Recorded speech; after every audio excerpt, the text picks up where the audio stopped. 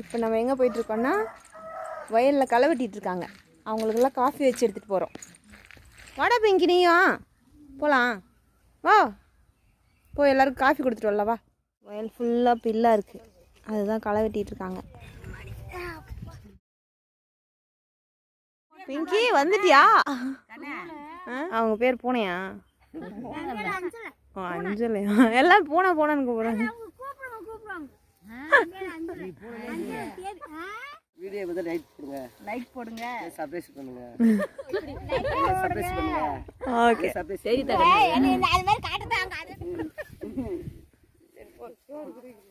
பூனைன்னு சொல்லி அவங்களுக்கு கோவம் வந்துருச்சு எல்லாரும்.